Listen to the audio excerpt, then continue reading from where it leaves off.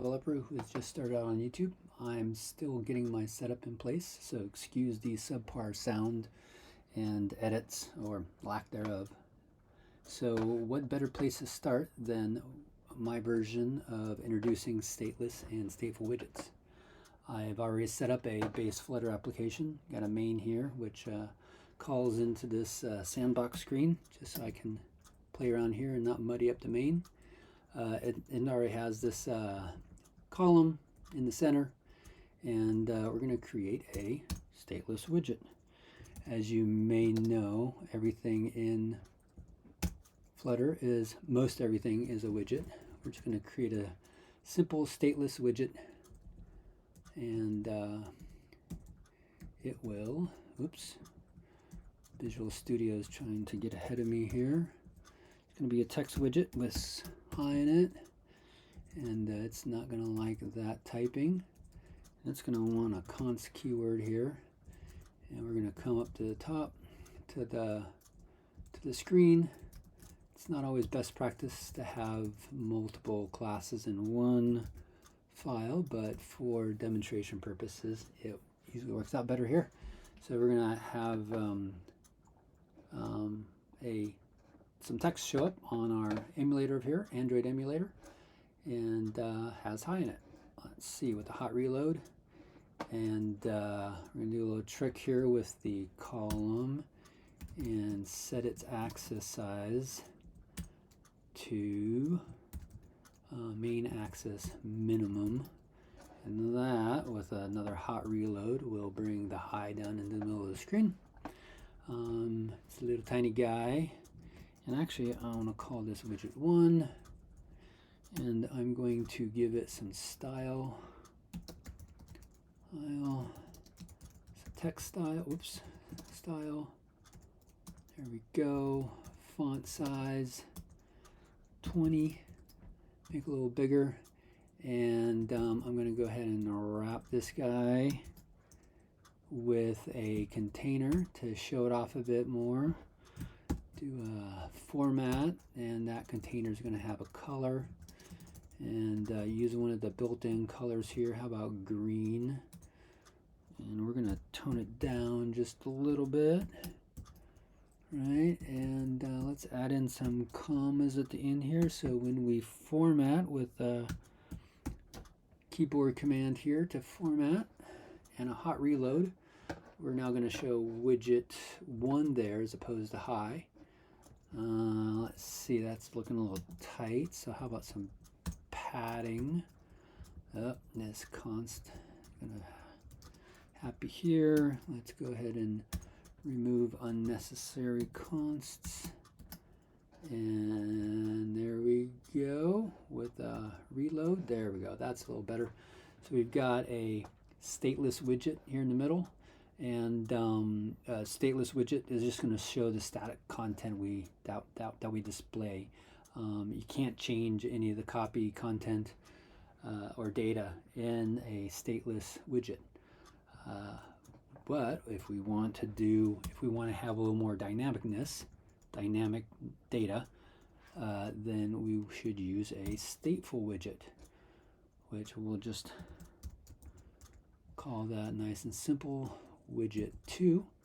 And every stateful widget comes with a state class which manages the state. State management is a broad topic in Flutter, and this is kind of the base, a great place to start to understand how you can make your UI responsive as the data changes within the app. So we're going to do a little cheat here, grab that, pull it down here. We're going to name this guy state or widget 2, make it blue. We need to come up here and add it to our column. So now we should just have a couple widgets. That's a little tight. Use a size box to give it a height. How about 8? A little bit of space.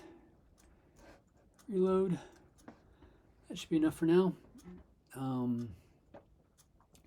So now that we have our state class, we can add some state to change, and I'm just going to do something simple here. 1, 2, 3 value, and so this is going to be quite a bit like the out of the box Flutter create app, or app that's created when you use the Flutter create command to create a Flutter project.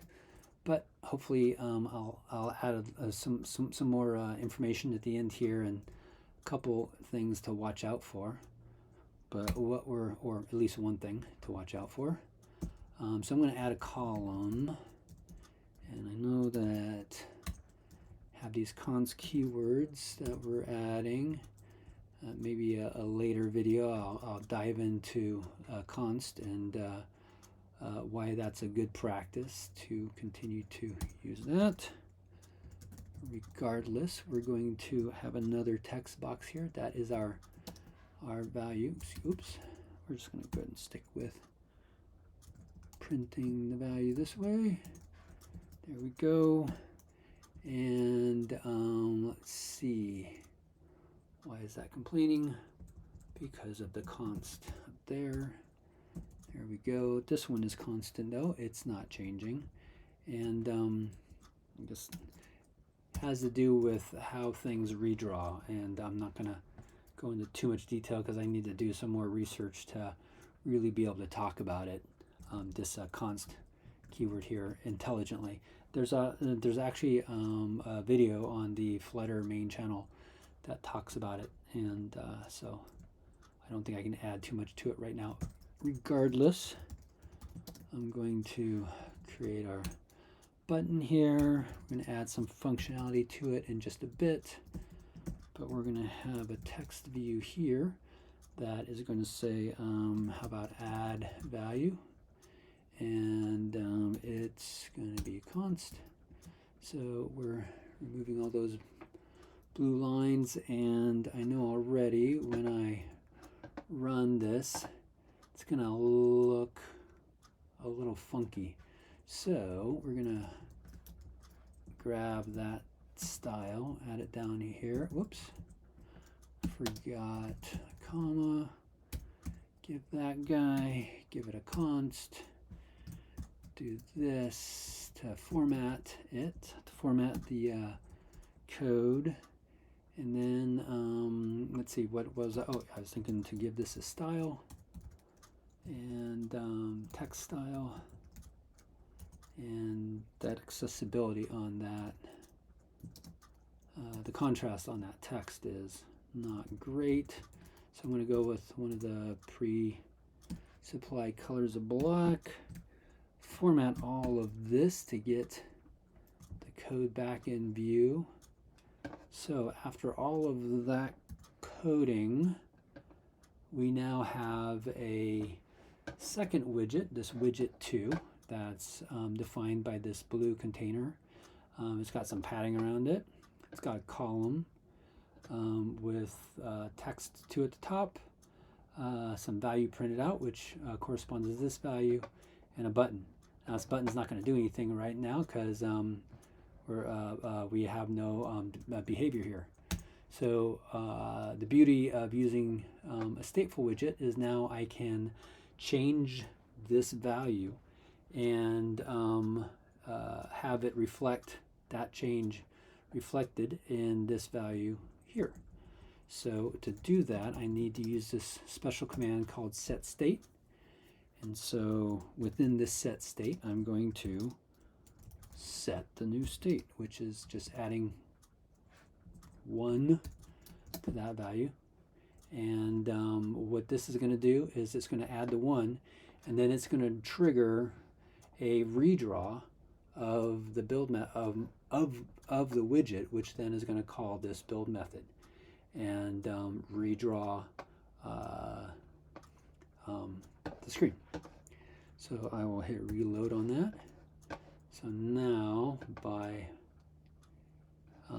adding of that code here, when I hit this button, tap on the button, it's now going to add to this value.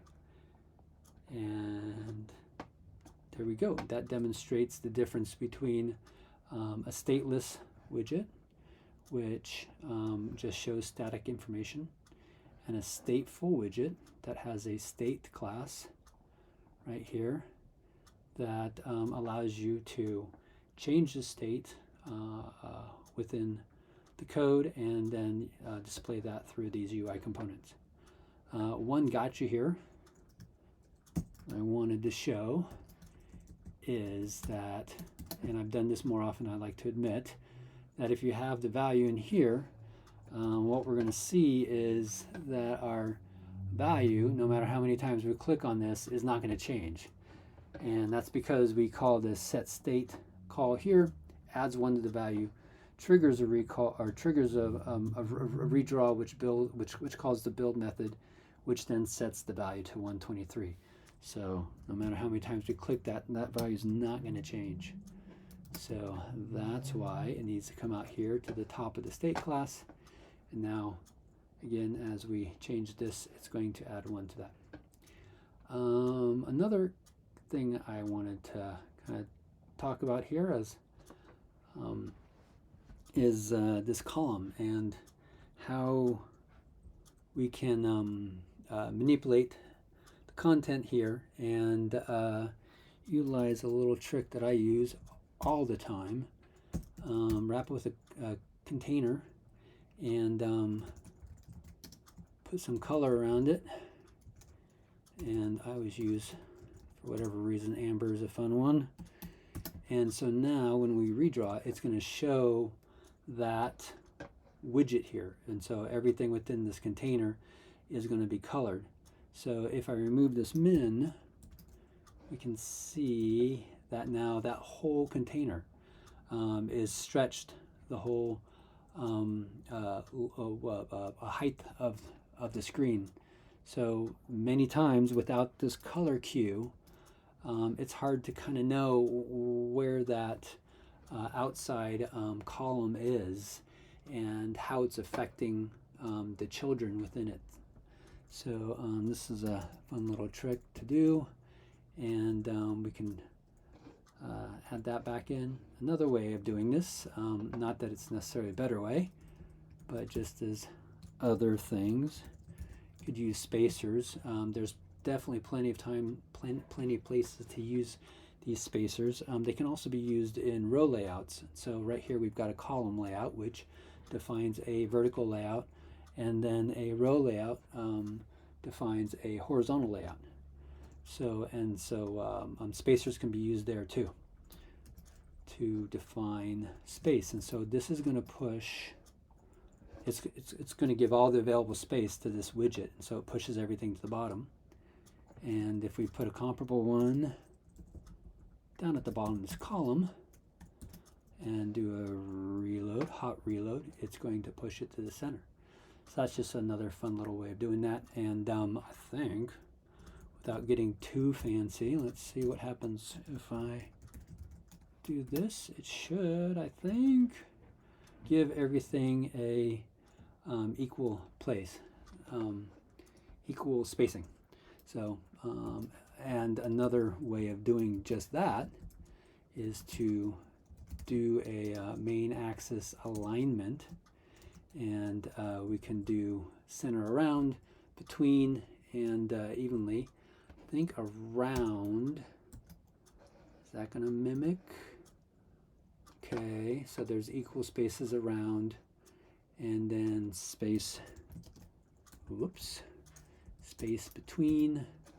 It's going to have a slightly different effect there. Oh, so it's going to put all the available space right in between. So, all right, there we go. Yeah, and I wanted to showcase this stateful widget, mostly because I'd like to talk more about state management, which is, as I stated before, a large subject within Flutter development. And this kind of gives me a launching point to discuss other strategies of state management. So thank you for your time, and please like and subscribe if you found this information useful. If you have any other topics I can help you with around Flutter or other software topics, please leave a comment below, and have fun creating. Thanks.